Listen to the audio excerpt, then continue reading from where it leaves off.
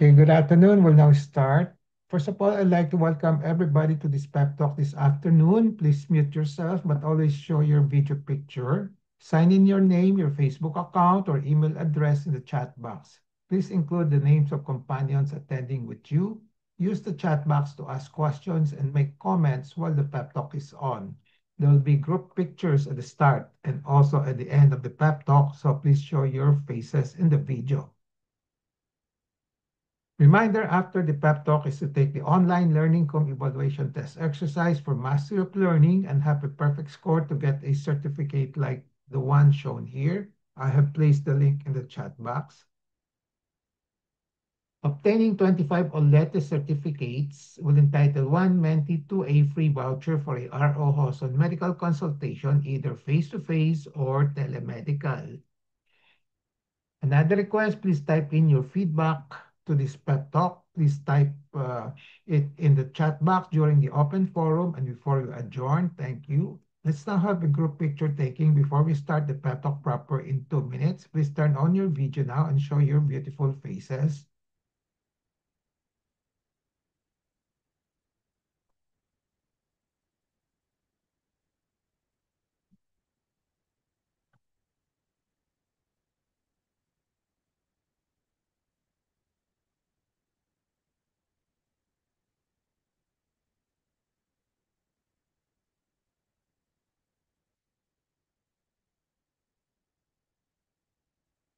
Okay, ready? 1, 2, 3.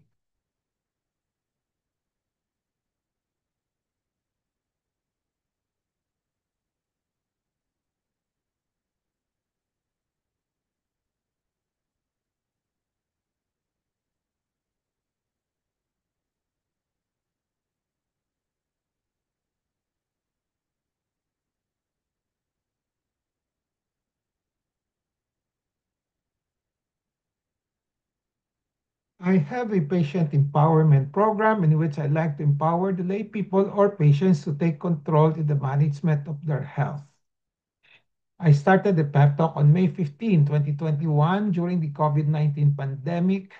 There are 3 courses in the pep talk. I completed the core course on October 9, 2021. And then from October 23, 2021 onwards, I've been tackling health disorder and health issue courses. May 17, 2025 marks the start of year number 5 of the RO Hoson Pep Talk. How long the pep talk will last will depend on our enthusiasm, discipline, and perseverance. My pep talk today is entitled Patient Story, TLT, which stands for Tell, Learn, and Teach. The short suffering in an advanced pancreatic cancer patient. The empowerment objective is for the lay people to have essential understanding on short suffering in an advanced pancreatic cancer patients as part of their health management based on a patient story.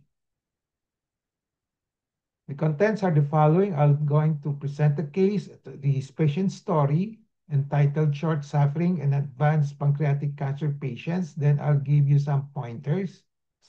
What is a short suffering versus long suffering in a cancer patient, and in particular in an advanced pancreatic cancer patients?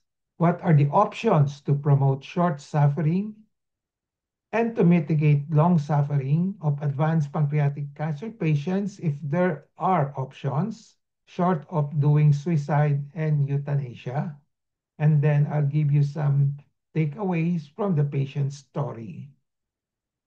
A disclaimer is that the RO Hoson Pep Talk contains my thoughts, perceptions, opinions, recommendations culled from personal experiences as well as from the writings of other professionals. Let's start with the patient's story. There was this 53-year-old Filipino female from Lipa, Batangas. So she had back and abdominal pain in January 2025. Then she had a CT scan of the whole abdomen in May 2025, which showed a mass, a buccal in the pancreatic head 4 centimeter in size with encasement. Encasement means nababalutan na yung cancer ng yung portal vein, a big vein like ito yung blue one, okay? And then superior mesenteric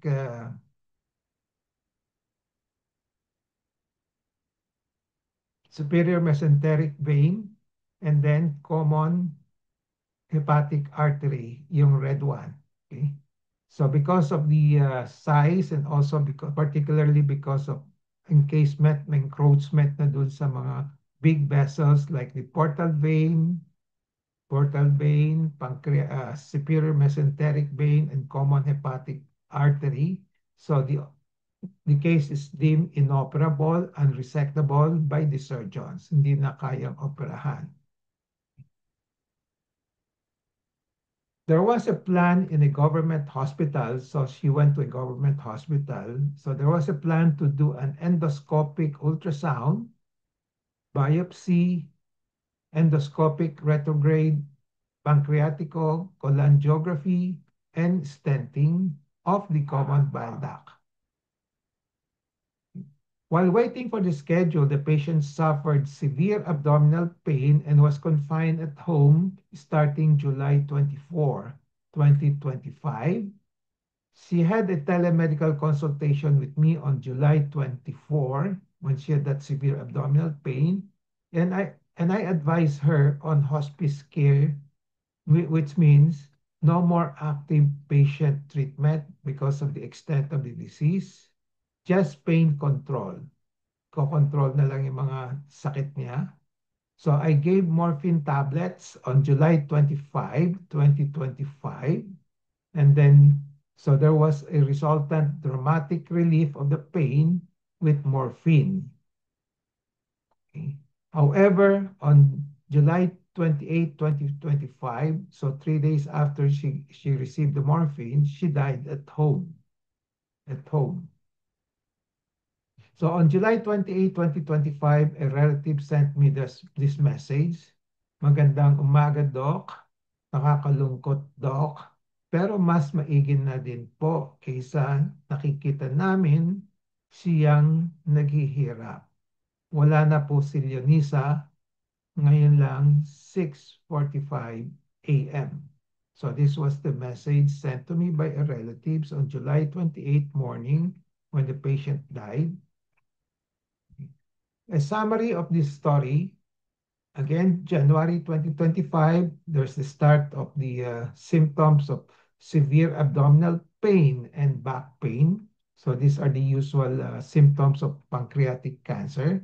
May 2025, so that's about 4 months after. So she had a CT scan done in the government hospital, which showed a 4 cm pancreatic mass. Okay. Most likely pancreatic cancer, although there was no biopsy. And this was deemed inoperable, hindi na pwedeng operahan. On July 28, she died at home. So the total duration of her suffering, if we were to trace it from January to July, is about 6 to 7 months. And the decision on hospice care, when you say hospice care, no more active active cancer treatment. Okay. So on July 24, we decided on no more active direct cancer patient care treatment, so hospice care. And then 4 days later, she died, okay, at home. Okay. So this is the end of the patient storytelling. Let's now go to the learn and teach. So I will be discussing these three, giving you pointers on these three areas. What is short suffering versus long suffering? What are the options to promote short suffering? And some takeaways from this patient story. So let's start with what is a short suffering and what is a long suffering in any cancer patient. Short suffering and long suffering are non-official medical terms. Hindi siya usually ginagamit ng mga doktor, but these are being used by the lay people and other persons. Okay.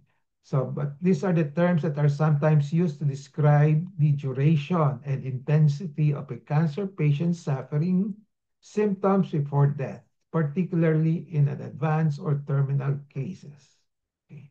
So, long suffering before suffering. So, these are the usually layman's description of the duration and intensity of pain, usually of cancer patients suffering. Okay, but pwede din sa mga non-cancer patients, no? Okay. So, suffering includes all forms of physical and mental suffering. Physical suffering is easier to quantify and perceive than medical suffering. And a side note, kung tutusin mo, ang pinakamabigat dito is the mental suffering. Okay. Physical suffering can be mitigated by some drugs, okay? So as mentioned earlier, short suffering and long suffering are non-official medical terms, but which are commonly perceived by patients and most of the time physicians also in their communication with patients use these terms, okay, in their evaluation of the sufferings of cancer patients. So either short or long suffering. Patients and physicians would always wish that the suffering of cancer patients will be short, especially in incurable cancers.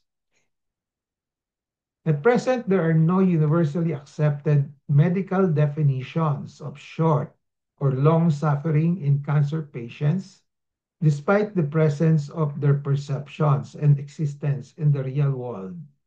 Everybody, I repeat, everybody, both patients, relatives, and attending physicians, mga doktor kasama, crave, wish, pray, and hope for short suffering if the cancer is incurable already and is at the terminal stages or stage already. In the absence of universally accepted medical definitions of short or long suffering in cancer patients, despite the presence of their perceptions of existence in the real world, from my thoughts, perceptions, opinions, recommendations based on personal experience as an oncologist for more than 40 years, I like to offer operational definitions of short and long sufferings and explore ways on how to promote short sufferings and how to mitigate long sufferings if there are options short of suicide and euthanasia. I'll be using this patient's story as a test case. So my operational definition will be the following. This is my recommendation. So recommendation for short suffering, a rapid decline in health, often with minimal symptoms or suffering before death, or in other words, short duration of severe symptoms before death. So this is a simple definition of short suffering by me. Okay. So the duration, when it comes to duration, how long, it's short. So it can be in terms of days to few weeks or few months to 12 months. So I usually use 12 months as the cutoff. Okay. So examples of short sufferings will be the following. A patient is diagnosed late, let's say advanced pancreatic cancer, and passes away or die within weeks, within 12 months. This are considered as short suffering. Okay. The suffering can be severe during these 12 months, within 6 months, gano'n. Pero we still call it short suffering. Short means it's more of the referring to the duration, so within 12 months. Another example, sudden complications like brain metastasis or massive bleeding, biglang dumugo ang bituka, no? That quickly leads to death within 12 months. So it's still considered as short suffering. Long suffering, on the other hand, definition, It's a prolonged course of illness marked by ongoing disabling symptoms, treatment, complications, and gradual decline. So prolonged siya, and in terms of duration, I usually peg it at 12, more than 12 months. Kung more than 12 months na siya, I usually consider that as long suffering. Okay, so it could be more than 12 months, okay, one or more than 1 year to several years. Okay. So examples of long suffering are the following. A patient with metastatic breast cancer or colon cancer undergoing repeated chemotherapy with intermittent hospitalizations, ongoing pain and fatigue for more than 12 months. As I said, I use 12 months as the cutoff. For more than 12 months, I consider that as long suffering. Progressive weight loss, immobility, infections that gradually worsen over time for more than 12 months. Okay. So 12 months ang ginagamit mong cut-off. If less 12 months or less, short suffering. More than 12 months, long suffering. So in long suffering and versus short suffering in cancer patient, what is it? So ganun din. So when you say long suffering in cancer patient, it's in a cancer patient who patiently puts up or endures hardship, pain, distress, discomfort, inconvenience, etc. for a long period of time, more than the usual expected duration. So we really have to get data from the data from the track records. So, but to simplify things, as I said, I use 12 months na lang para mas madali. No? So usually the concept is applicable to those with advanced cancers with poor prognosis despite treatment and whose lifespan is estimated to be less than within 12 months. So what is a short suffering or versus long suffering in an advanced pancreatic cancer patients? Now we focus on the patients with pancreatic cancer. So as I said, the concepts, operational definitions, and my thoughts, perceptions mentioned above on any type of cancer patients are applicable to patients with advanced pancreatic cancer. Pareho lang. The prognosis, let's now focus on pancreatic cancer. The prognosis of pancreatic cancer depends on several factors. So this includes the stage, from stage 3, 2, or 4, a diagnosis, patient's overall health, kung medyo weak or strong, okay, and treatment options. So unfortunately, pancreatic cancer is often diagnosed late because usually mga symptoms hindi very non-specific siya, hindi siya nagpipinpoint sa pancreatic per se, okay? So kaya usually the diagnosis late, then with the diagnosis being late, it generally lead to poor prognosis overall. Okay.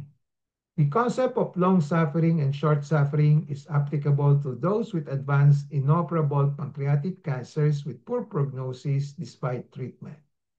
The average 5-year survival for stage 3 pancreatic cancer, when say stage 3, it's locally advanced, is between 3 to 10%. So 3 to 10% of patients with stage 3 pancreatic cancer survive 5 years. Okay. While those for stage 4, ito yung most advanced, so less than 3% lang ang 5-year survival. Now, in terms of median survival time for stage 3 is 9 to 12 months. Kung gaano katagal siya mabubuhay, yung stage 3 pancreatic cancer, on the average, usually 9 to 12 months lang. Now, for stage 4, without treatment, usually 3 to 6 months, mas maikli. No? Invariably, there will be physical and mental suffering before death. So we all know that na sa mga pancreatic cancer. But based on the median survival time, if a patient die after 12 months and have been suffering then long suffering is said to be present. If they die within 12 months with kahit na may suffering, then short suffering is said to be present. So based on my operational definition. Again, long suffering means a cancer patient who patiently puts up, pinagtitiis niya, endures hardship, pain, distress, discomfort, inconveniences, etc. for a long period of time, more than the usual expected duration. Okay? Usually more than 12 months. So what are the options to mitigate long suffering, to lessen it? Okay? If there are options short of suicide and euthanasia.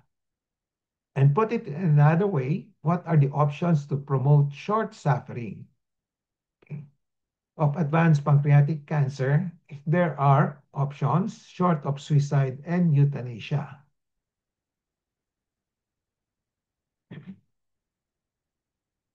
So these are my TPORs. So in all honesty and reality, nobody knows what will be the course of a particular patient's life or disease, okay, or cancer, except God. Only God can determine the course of a patient's disease and life. So we patients, relatives, and physicians, so even physicians are included, we can just pray and hope for a short suffering for a patient. If there is 99% chance of incurability, hindi na makikure, and death, pray and hope for early exit so that there will be shorter suffering. Go for hospice and palliative care only in those with advanced, or go for the palliative care only in those with advanced pancreatic cancer, in which there's a 99, you can put it 98% chance, pwede din, 98, chance of incurability and death despite treatment. No more active anti-cancer treatment via hospice. Give pain medication only until the last moment of life. Then relieve the physical symptoms, support emotional well-being, and enhance the quality of life. So let me expound all the suggestions. Okay. When you say palliative care, the purpose is to relieve the pain, symptoms, and stress of serious illness. So no more up. There's an acceptance that the most likely the cancer cannot be cured. So there's no active cancer treatment anymore. So the only thing that will be done will be to relieve the pain, the symptoms, and the stress of serious illness or an advanced cancer. So components of palliative care will be the following: pain control. Okay. So magbibigay ng mga gamot like opioids, no? Morphines. Okay. Management of nausea, appetite loss, fatigue, and jaundice. So a lot of times the patients have these symptoms. So ipapalliate na lang siya. Then psychological and spiritual support are also important. Now, targeted symptom relief, kung ano mga symptoms niya, kung i-direct yung attention doon. So example, if there's pain, so aside from the medications, you can do nerve blocks, radiation, opioid infusion. If there's obstruction of the hollow organs like the intestine, like common bile duct, they can do stenting. Stenting means talagang isang tubo sa loob para makadaan yung mga katas. Okay? So, stenting to relieve the jaundice. Then, kung merong ascites, so maraming tubig sa tiyan, and then there's gastric outlet obstruction. So, you can do drainage, so babawasan yung tubig sa tiyan, okay, or bypass of procedures na dun sa obstructions. Okay.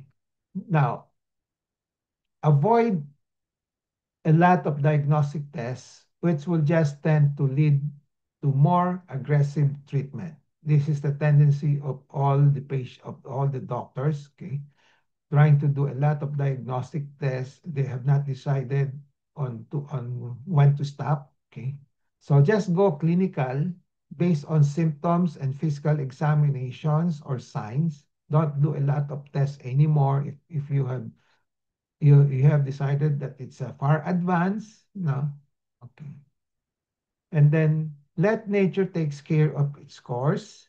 Let the natural complications set in that will cause the death or initiate the short suffering. Okay. Now, what are the usual natural causes of death in pancreatic cancer? Let's talk about pancreatic cancer. Number one is organ failure. Nagfe-fail yung mga organs like the liver, the kidney, and the lungs. Okay. So when there is a cancer that spreads to the liver, then you can have liver failure. And then if you can have kidney failure if there is dehydration, infection, and general body shutdown.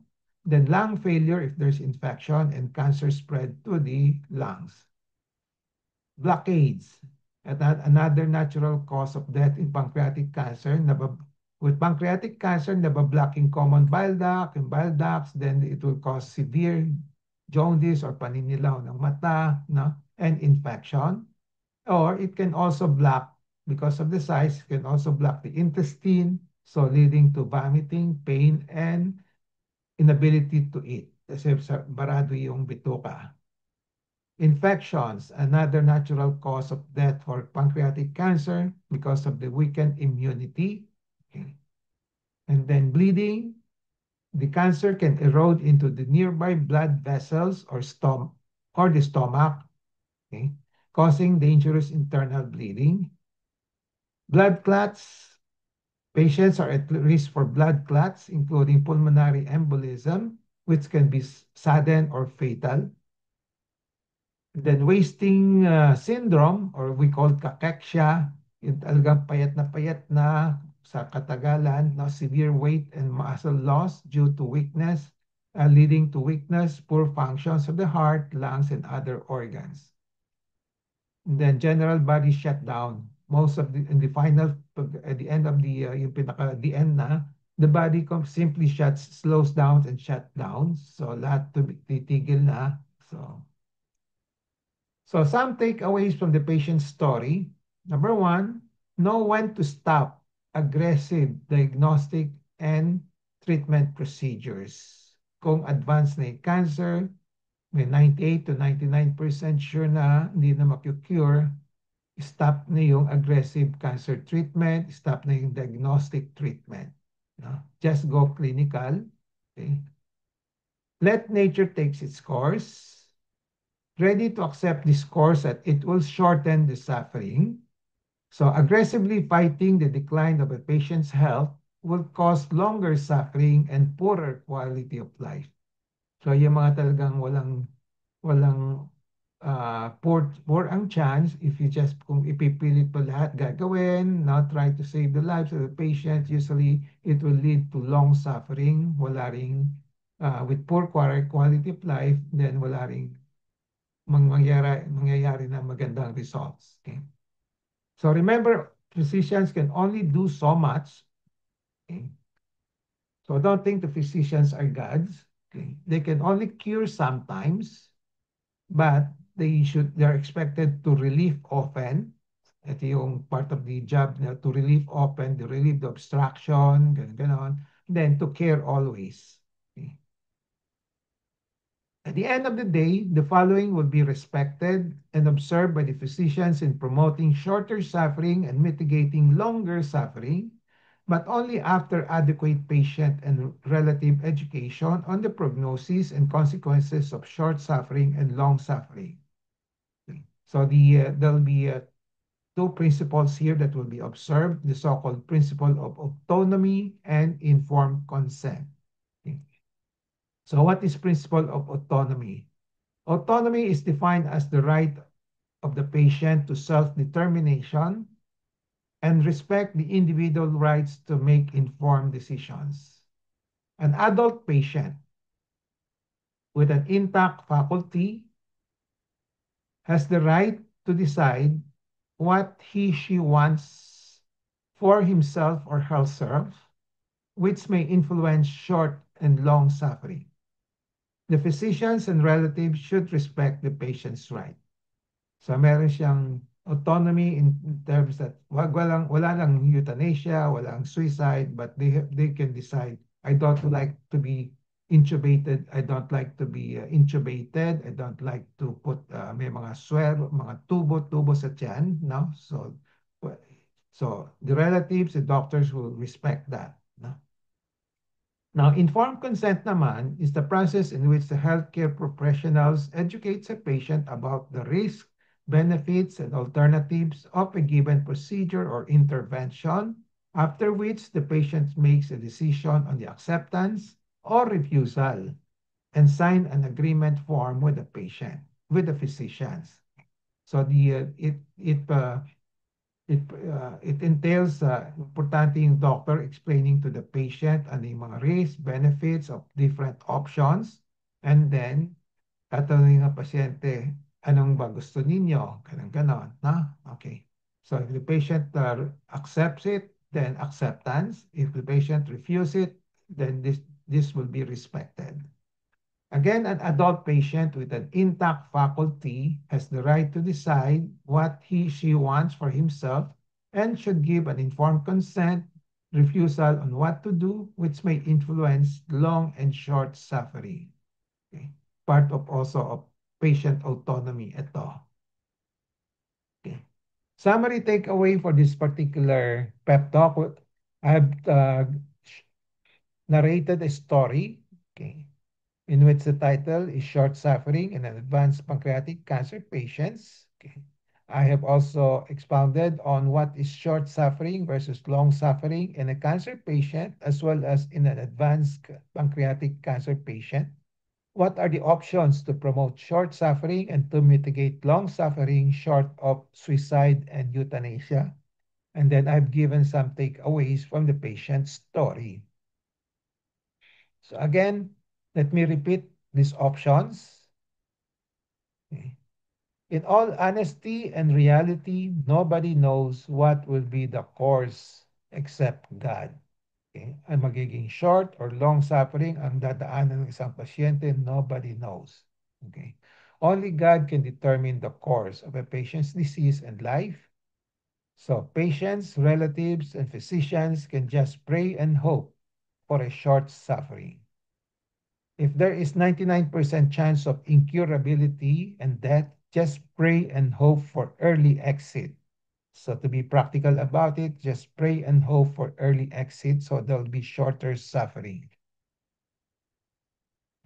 Go for hospice and palliative care only in those with advanced pancreatic cancer in which there is a 99% chance of incurability and death despite treatment. No more active anti-cancer treatment like chemotherapy, like radiotherapy, etc. Just give pain medications up to the last moment and then relieve the physical symptoms, whatever they are, support emotional well-being, and enhance the quality of life. So with that, okay, takeaway in relation to patient empowerment, be always in touch with reliable medical information on sufferings of patients with advanced pancreatic cancer or any type of cancer. Knowledge is power. It gives power. Use the four Ks of patient empowerment: kaalaman, kakayanan, karapatan, kapangyarihan to gain greater control over decisions and make better decisions on the management of sufferings in an advanced pancreatic cancer patients as part of your health management. So with that, I end my pep talk today. I hope I have empowered you to have an essential understanding of on short suffering in an advanced pancreatic cancer patients as part of your health management based on a patient story. Before we go to the question and answer portion, reminder, after the pep talk, please take the online Learning.com evaluation test exercise for mastery of learning and have a perfect score to get a certificate like this. I have placed the link in the chat box. Then reminder, obtaining 25 OLETE certificates will entitle one mentee to a voucher for a RO Hoson medical consultation, either face-to-face or telemedical. And then type in your feedback in the chat box during the open forum before we adjourn. Another request, coming from me. Let's now have a group picture taking before we start the question and answer and interactions. Please turn on your video now and show your faces.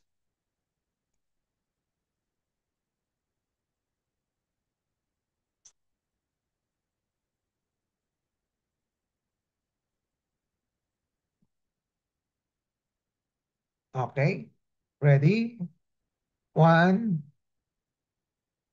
one, two, three.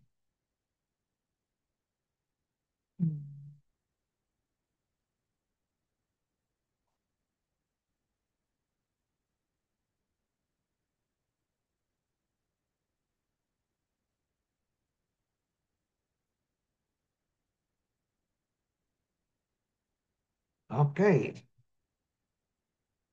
so we still have 20 minutes to go before 3. So any questions, any comments, any sharing of experiences? How many have experienced relatives having long suffering or even short suffering? Please share your experiences.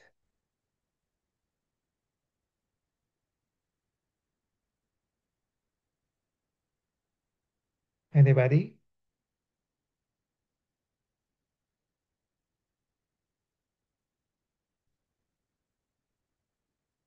Hello po, Doc. Good afternoon. Good afternoon. Diana, okay. Yung, yung mother ko po kasi, Doc, namatay nga talaga siya sa pancreatic cancer din. Okay, So, tamang-tama, no? Tamang-tama yung lecture ko ngayon, pancreatic cancer. Okay, okay. yes, kaya talagang sinubukan ko mag-attend kasi para malaman ko yung kabuuan. Kasi by that time is wala talaga kaming idea like mga metastasis na yan or ano na yung nangyari sa kanya kasi nasa province pa sila. So, poor ang ano doon, hospitals, the doctors, ganyan-ganyan. So, parang hindi namin nakita yung paano siya nag-suffer ba. Pero, parang nasa short suffering lang siya kasi parang na-detect siya is late na din. So, parang 1 year na lang siya. Actually, nag-plan sila na i-opera pero hindi na daw kaya. Kasi parang may nagbara na dun sa bile duct niya or Mhm. even sa intestine niya. So parang nag-green na itsura niya or nag-yellowish na siya. So nag-decide na din ang doktor na parang hindi na siya magagamot. That Yeah, is why hindi na siya nakaranas ng unang-una hindi namin alam pala na tinago ng tatay namin sa amin na yung nanay namin is may cancer. Ang sabi niya okay. siguro dahil ayaw niya na masaktan kami. So parang ngayon ramdam ko siya na parang nakakapanghinayang. Sobrang nakakapanghinayang na ngayon lang tayo nagkita, Dok. Nanghihinayang ako na ngayon ko lang nalaman niya na sana siguro baka hindi nagganong kalala yung nanay namin. So parang it's too late. So ngayon ang dami kong alam tungkol sa ganyan pala na parang ngayon ko lang din nalaman na ay sayang ito pala yung sakit ng nanay ko. Sayang na namatay siya ng maaga at parang ang bilis lang. Sana Okay. noon pa na tayo. Okay. So then, wag ka na I mean, don't, no regrets, no regrets. Learn from it, no? Okay. So, it could be a blessing also, no? Na kumisan, pag na-diagnose na early, mahirap din mag-decide, di ba? Kung ano, kung operahan, hindi operahan, no? Ngayon, kung medyo advanced na kuminsan, mas madali mag-decide. Mas madali kuminsan, no? Kasi kung advanced na, basta tatanggapin yung katotohanan. Kung Alam advanced ko na advance, advanced, ah, alam ko advance na yon yung pancreatic niya. That is why hindi na rin siya naagapan. yeah. So sa akin, kung advanced na yung mga cancer, ano, kung maliit ang chance na for cure, no? Ako, I will be the first one to recommend na wala ng aggressive treatment, no? Okay. So, usually palliative na lang or even hospice care na lang, no? Pero, Actually, yun pero din ang ginawa nila. So, nag-decide sila, ang doktor nag-decide, kinausap yung father ko at mga sisters ko na yung nanay niyo hindi na siya magagamot. So, gin-stop din nila yung gamutan. Okay. So, tinanggap naman ninyo. Of course, yes, Doc, kasi parang makita mo na din siya nagsasuffer na siya eh. So, Ah, umuwi kami ng Bacolod para sa 1 week pa na nagkasama kami, parang ganun. Doon lang din namin nalaman na sobrang ano na pala, malala na. So,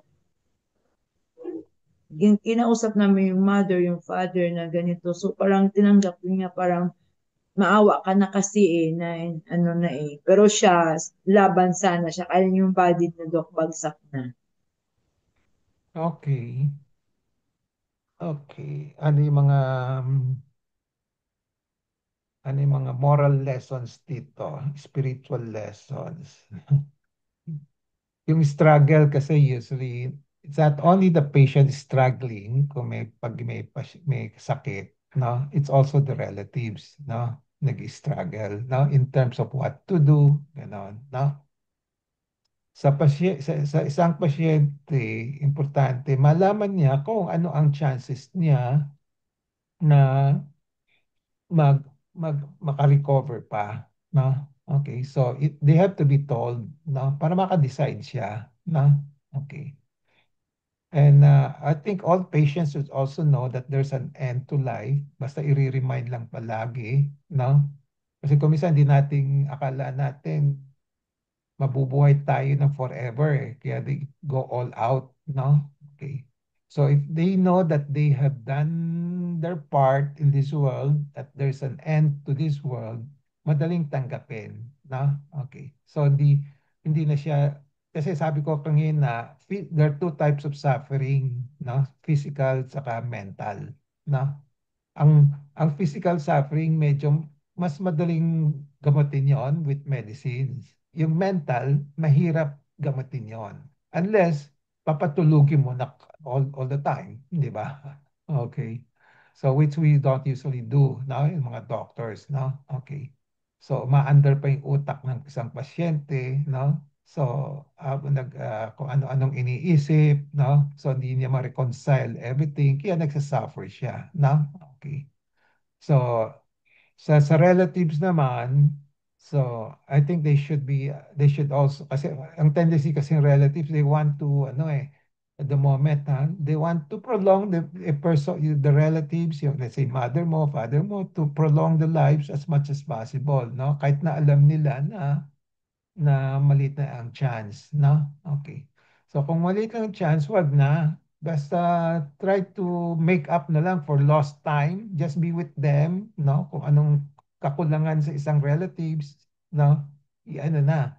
Try to give them everything, all the say thank you, no? Paligayahin na yung relatives ninyo before she goes, no? Ganon. Di ba? Tama ba yung sinasabi ko? Kasi majority of us, we want to see relatives stay forever kahit na malala na yung sakit. Yung mga talagang terminal na eh, no? Okay. So, but yeah, in reality, it's really hard to accept that, no? Pero we should train ourselves to accept that, no? There's an end to life, no? Look at our relatives na sabihin na lang sa kanya na you have done your part, no? Okay? Then pwede ka ng ano, para hindi ka na masaktan, no? Just be prepared for the another life onwards, no? Okay. And then on your part naman, try to make up for mga lost time, lost opportunities, anong mga kakulangan ninyo sa nanay niyo, sa tatay niyo, gano'n, no? Okay. Okay? Mahirap mahirap sabihin ito, mahirap gawin ito, no? Pero I think it should be done, no? Okay. Okay. Thank you for sharing, Diana. Any more? Thank you po, Doc. Uh, so anybody else who wants to share experience? Doktor, may ask, Sure. paano ba malalaman, doktor, na meron na pala tayong mga pancreatic cancer? Yung whole abdomen ultrasound lang po ba? Na ganon? Uh, Number one, yung diagnosis of pancreatic cancer, It can start with yung symptoms, kung anong symptoms ng pasyente, na? Okay. There are clues. May clues na yon, na? I will explain to you later on, ha? Then number two will be yung physical examination by the doctor, no? Okay, wala pang test ito, ha? Number three, mga diagnostic tests, no? So diagnostic test will be ultrasound, no? Pwedeng CT scan, MRI, no? Ganon, no? So, maraming paraan, ha? So, ang unang, based on symptoms, yung early stage ng pancreatic cancer, depende kasi kung nasaan yung bukol, kung na malapit yung sa tinatawag na head of the pancreas o kung sa tail. Kung sa tail, halos wala kang mararamdaman, no? Okay. Mm. Pag nasa head, kasi sa head, malapit ka dun sa may daanan ng katas ng atay, no? Katas ng atay pumupunta sa common bile duct, then going down to the intestine, no? Through the um, malapit dun sa may, yung common bile duct kasi dumadaan sa head of the pancreas eh, no? Okay, doon. Malapit doon, no? So kung may bukol doon at may pancreatic cancer na present as a bukol at ibabara niyo yung common bile duct, no? Maninilaw na yung pasyente, no? Okay. So Mm. pag nanilaw yung pasyente, we start thinking na kung baka may pancreatic cancer. Okay? So anyway, yung mga pag may yung doktor naman, pag may nakapang bukol, talagang let's say, pag malaking-malaki, let's say 5 or 6 centimeter, kung minsan meron ganon, no? 5 or 6 centimeters dun sa may upper abdomen or sometimes dun sa a little to the right side of the midline, sa gitna, no? Tapos naninilaw yung pasyente, no? So So, pancreatic cancer na we yon. start thinking of pancreatic cancer already, no? Oh, O kaya yung sakit niya, masakit kasi yung mga pancreas eh. Kasi yung pancreas nasa likod eh, no? Bandang likod. So pag lumaki yan, parang i-infiltrate niya yung mga ugat sa likod, kaya masakit ang likod, no? Okay. Okay. So those are clues, but there might be mm, it may not be very very specific, no? Okay. So pag may clue na may suspecha ng pancreatic cancer, usually you need a diagnostic test to okay, to uh, to confirm, no? Okay. So ultrasound can be done first, that's the cheapest, no? So ultrasound will opo. be able to detect kung may bukol sa pancreatic head, no, pancreas. Kung walang kung walang makitang bukol sa pancreas, no? Pag dilated yung common bile duct, no? So, wala rin naman sila nakikitang bato, nagbabara doon, they might suspect pancreatic uh, origin yung cause noon, no? Okay. So, indirect evidences yon. Pero pag may nakitang bukol sa pancreas on ultrasound, more or less, depende. Kasi usually, majority of head of the pancreas masses are cancer. Majority. May exception. Kung minsan TB, no? Pwede rin, no? Okay. Kung minsan, yung mga abscesses, no? Yung mga ganon. Kung minsan, mga bato, no? Okay. So, after the ultrasound, if you want to be more definite, pwedeng, magpa-CT scan or MRI, no? Opo. So, yon. So, malinaw kung mas magandang resolution ng CT scan, no? Mas makikita niya yung pancreatic head at makikita niya yung mga extent of the yung pancreatic mass kung naka-involve yung mga big vessels, no? Like the portal vein, the hepatic vein, superior mesenteric vein, hepatic artery, etc. No? Okay. So itong pasyente nito, meron siyang CT scan. So with the CT scan, more or less, sure na tayo. Kahit na wala pang biopsy, no? Usually mga 98 to 99% sure na tayo it's really pancreatic cancer, no? Okay? O Okay? kasi malalaman mo na lang, doktor, nasa late stage na kung minsan di po ba? Yeah. Oo, tama Oo. 'yon. Yeah, okay. So that's a usual kasi medyo malalim kasi yung pancreas no? Saka usually lahat yung bukol naman lahat ng cancer starts with the bukol, no? Majority except for yung mga cancer na does not present with bukol like blood cancer, di ba? Like leukemia, no? Opo. Pero yung mga solid na cancer usually present with the bukol. Yung bukol naman magkakaroon ng simptomas depende kung anong stage na siya, kung maliit pa siya o malaki siya o ano, di ba? Kung maliit pa siya, 1 centimeter, less than 1 centimeter, wala kang mararamdaman. Kahit saan. Kahit sa breast, kahit sa utak, Mm. kahit sa lungs, no? Pag maliit, wala kang mararamdaman. No? Okay? So, kung lumaki-laki na siya ng konti, let's say 4 centimeters, 5 centimeters, no? Yan, that's the time may, may mafe-feel ka na magsasabi na sa'yo, ay, andito ako, meron ako nararamdaman, no? Baka ano. So you have to investigate already, no? Okay? Okay, doktor. Thank you, doktor. You're welcome. So let's all hope na we don't get pancreatic cancer. Kasi sa ngayon, yan ang cancer with the poorest prognosis, no? Kahit na yung mga Bakit nagkaroon kahit na ng yung mga early stage na pancreatic cancer, usually mahirap din i-cure yun, no? Okay. Okay. Okay? Any more? may tanong pa ako, Doc. Diana, oh, sige, good. Okay. Paano nagkakaroon ng pancreatic cancer? Ano yung ginagawa ng tao? Bakit siya nagkaganon? Uh, I'm trying to think kung merong specific na ano, may pinaka more common cause. Pero in general, we don't know the exact cause of all types of cancer, no? Ang alam lang natin, yung theoretical, yung may nangyayari sa gene natin, no?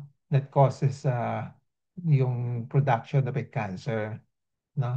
What specifically that will trigger yung gene aberration, yung may tama sa gene, we still don't know, no? Bakit yung may gene aberration, yung gene para sa breast cancer, yan ang tinamaan, kaya nagkaroon ng breast cancer. Bakit yan? Bakit hindi yung isa, di ba? So yung gene natin, iba-iba, no? May gene for pancreas, may gene for urinary bladder, no? Kaya hindi natin alam kung anong tatama sa atin talaga, no? Unless even yung those with family history, although you can get a clue kung may 2 or 3 relatives na merong, let's say, one type of cancer, usually baka tamaan ka na rin, no? Okay. Pero the rest of the population, usually, we don't know, no?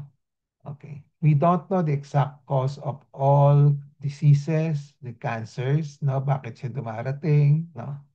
So, sad to say, hang, even as doctor, ganun din, frustrated din ako. I cannot really tell you bakit. Now, just be on the lookout na lang, no? And then try to catch it as soon as possible, then have it treated based on your symptoms, no? Okay. Okay? Yes po. Hindi natin alam, Diana. Yung sa'yo, sa breast, hindi rin natin alam kung bakit ka tinamaan. Di ba? Yung sa akin na sana po, Doc, yung alam mo yung maiwasan na magkaroon ka ng sakit. Like, kunwari, bawal kang kumain ng ganitong marami kasi magkaroon ka ng pancreatic cancer. Ganyan Wala. kagaya sa seeds, di ba? Na Oo. ano. Walang So, specific ones. We can talk about general lang. Basta nag-healthy diet ka, healthy lifestyle, may exercises ka, walang alcohol, okay? Walang smoking, yun lang. But even with this regimen, walang 100% guarantee na hindi ka magkaka-cancer. Okay? So probably 70% hindi ka magkaka-cancer. You still have 30%. Pwede pa rin. No? Okay. So, walang just be prepared for for that, for a life na lahat tayo mamamatay. So, just think of your mission in life, kung anong gagawin sa buhay, gawin mo na. Di ba? So, kung hindi ka pa tinatamaan ng masamang cancer, magpasalamat ka na muna. Okay. Okay. Kanya-kanyang panahon lang yan. Kanya-kanyang panahon. Tama? Tama po, Doc. Okay. Kaya mag-ingat na lang. Oo. Best effort na lang. Best effort, and then have a intentional living plan. Plan out your life, no? With acceptance of all these sufferings, with all these uncertainties, no? Okay. Okay. Any more?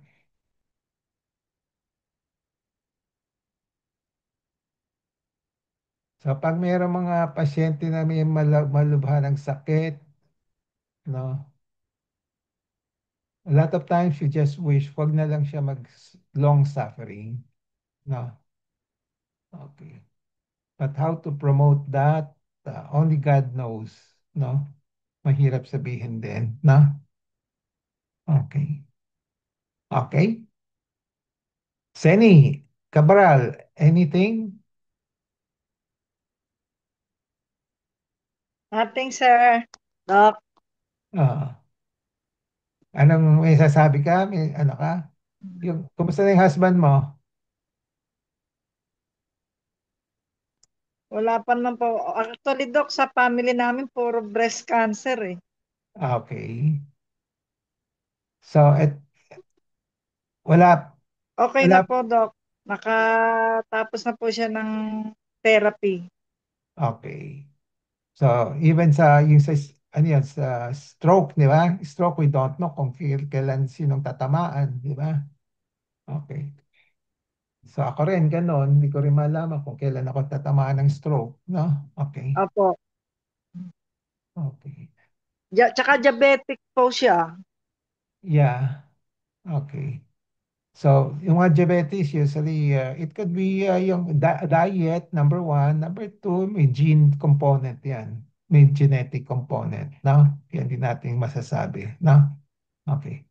Yung genetic component, hindi natin talaga mapipredict, no? Okay. So, anything else that you want to share? Wala na. It's already 3 o'clock. We call it a day. Wala na. Last call. Okay. Thank you po, Doc. Sige. Bye-bye. Have a nice day. Thank you po, Nice Doc. Have a weekend. nice weekend po. Okay. Maraming Kayo salamat rin. po, Thank you Doc. po, Doc. Ingat Thank you po so kayo, Bye. Doc. much.